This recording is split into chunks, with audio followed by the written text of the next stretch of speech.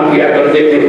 جب ایم اے کرنے کے لیے وہ پٹنہ یونیورسٹی گئے, اس لیے کہ بہار یونیورسٹی میں گریجویٹ ٹیچنگ نہیں تھی, تب انہوں نے سنگم اخبار میں بھی کام کیا, یعنی وہ جرنلسٹ بھی تھے. اور ان کی نگرانی میں ڈاکٹر سلیم اللہ صاحب, ڈاکٹر حسن عباس صاحب پی ایچ یو سے آئے ہوئے ہیں, پروفیسر ڈپارٹمنٹ آف پرشین, ان سب کے تعاون سے وہ ایک میگزین ادراک نکالا کرتے تھے مظفر پور سے. تو وہ لٹرلی اور ڈیلی دونوں جرنلزم میں ان کی رکائی تھی. اور انجمن ترقی اردو بہار کے بھی وہ نائب صدر رہے, وائس پریزیڈنٹ رہے, اور ڈسٹرکٹ لیول پر وہ کئی تنظیموں میں رہے. جب ایل پی شاہی صاحب سینٹر میں ایجوکیشن منسٹر تھے تو ان سے ہم لوگ سائیکل چلا کر ڈاک بنگلہ پر ملنے گئے تھے, یہ ریکویسٹ کرنے کہ ایل ایس کالج میں اردو میں پوسٹ گریجویٹ ڈپارٹمنٹ کھولا جائے, جس کی ادھیکشتا کر رہے تھے پروفیسر قمر اعظم ہاشمی صاحب. اور ان کی ٹوٹل پرسنالٹی کا تعارف تو صدر شعبہ کی کرائیں گے. آئیے جناب doctor Syed Khalid. Honourable vice chancellor professor doctor Dinesh Chandra Rai, B R Ambedkar Bihar university کا میں اپنی طرف سے اور شعبہ اردو کی طرف سے استقبال کرتا ہوں. آپ نے اپنا قیمتی وقت شعبہ اردو کو دیا اور اس محفل کی عزت بڑھائی, اس کے لیے میں آپ کا بے حد شکر گزار ہوں. آپ ایک بہت ہی بیدار, متحرک اور باعمل شخصیت کے مالک ہیں, اور جن کو اس یونیورسٹی سے, جس کی آپ وائس چانسلر ہیں, بے حد محبت ہے. آپ اس یونیورسٹی کو بام عروج تک لے جانے کا پرخلوص جذبہ رکھتے ہیں. ہمیں فخر ہے آپ کے ایسا لائق و فائد وائس چانسلر اس یونیورسٹی کو ملا ہے, جس نے آتے ہی نئے کرانے کا عزم کیا. بہت سارے کام بھی ہوئے اور یونیورسٹی کے لیے پلس پلس ملانے کا عزم بھی رکھتے ہیں.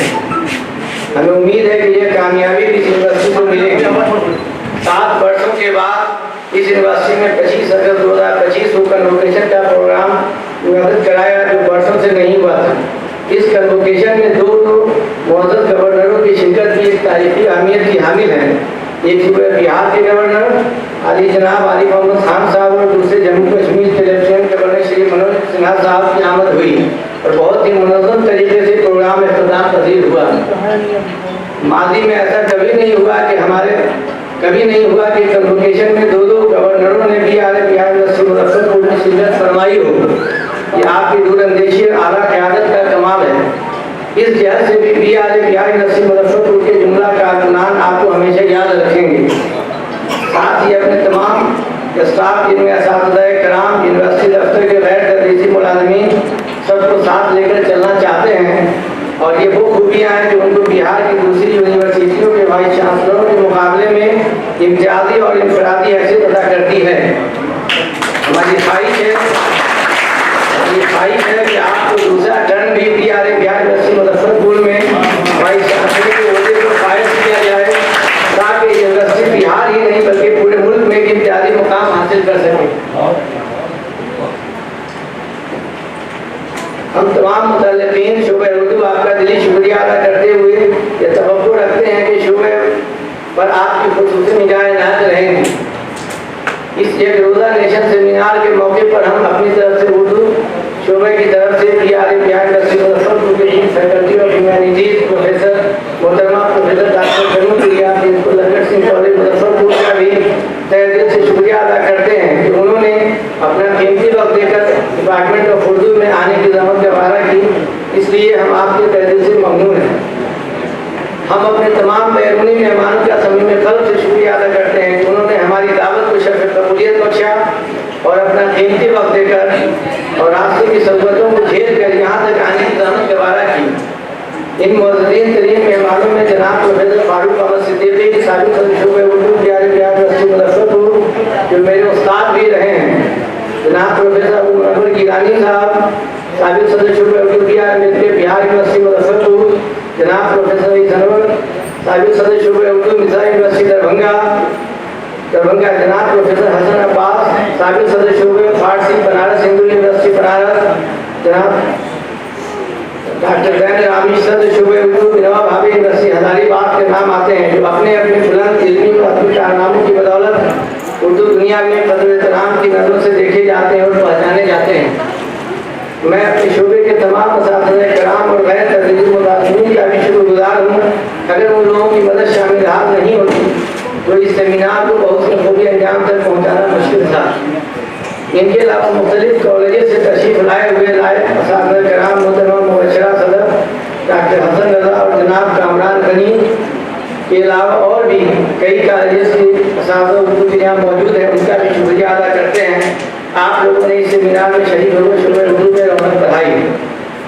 इस सेमिनार में अपनी यूनिवर्सिटी के दूसरे डिपार्टमेंट से आए हुए प्रोफेसरान हजरात का भी दिली शुक्रिया अदा करते हैं, जिन्होंने इस सेमिनार में शिरकत करके इस महफिल की शोभा बढ़ाई, हमारी हौसला अफजाई की और इस प्रोग्राम को कामयाब बनाया।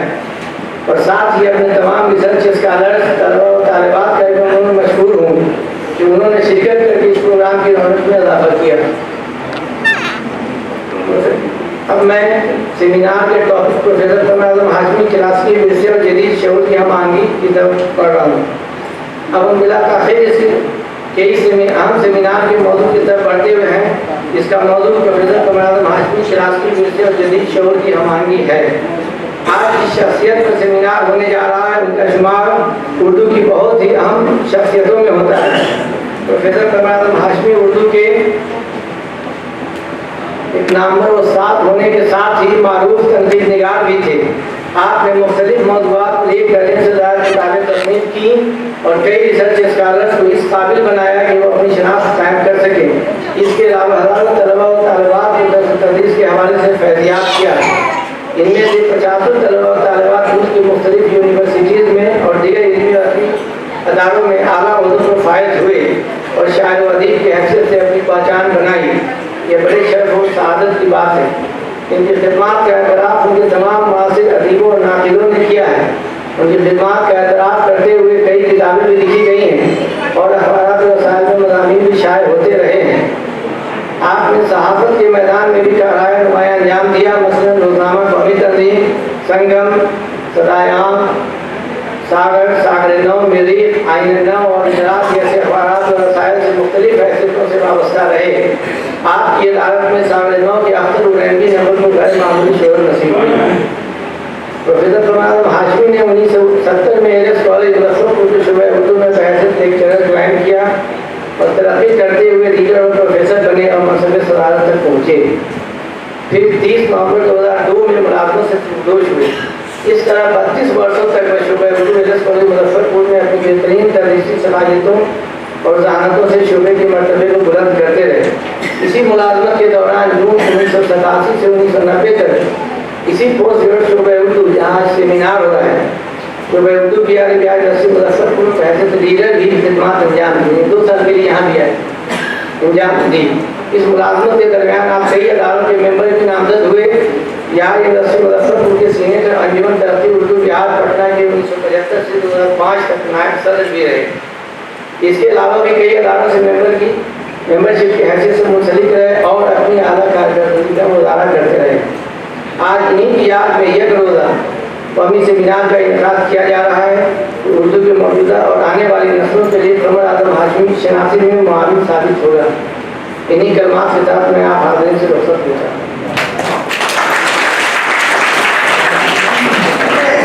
बहुत शुक्रिया जनाब आले ज़फ़र साहब। डॉक्टर कमर आजम हाशमी साहब जामिया मिलिया इस्लामिया यूनिवर्सिटी जो दिल्ली के जामिया बोर्ड के मेंबर भी रहे 2 साल और कई ऐसे अदारों के नाम थे कि मैं मुनासिब नहीं चाहता कि जिन लोगों का हक है उनको अपने हिस्से में ले लूँ, क्योंकि मैंने अक्सर ये पाया कि जब वो किसी स्कॉलर पे किसी सवाल के जवाब में गुस्सा होते थे तो रद्द अमल के तौर पर कोई तकलीफ चाहते। एक तजुर्बा मेरा है सर बस 2 मिनट के ऑल इंडिया रेडियो पटना के उर्दू सर्विस से यहाँ एक एस.आर. अहमद मजिस्ट्रेट थे, उनका एक 8 मिनट का लेक्चर। मैंने उनसे कहा कि सर एस.आर. अहमद साहब का शहरनामा मुज़फ़्फ़रपुर आपने सुना? उन्होंने कहा सुनो। मैंने कहा 8 मिनट तो मुज़फ़्फ़रपुर फिनिश। उन्होंने कुछ नहीं बोला। फिर डॉक्टर मोहम्मद रईस साहब बैठे हैं, इनकी सदर शोबा ने एक पेपर पढ़ा, वो भी 10 मिनट में मुकम्मल हो गई। 2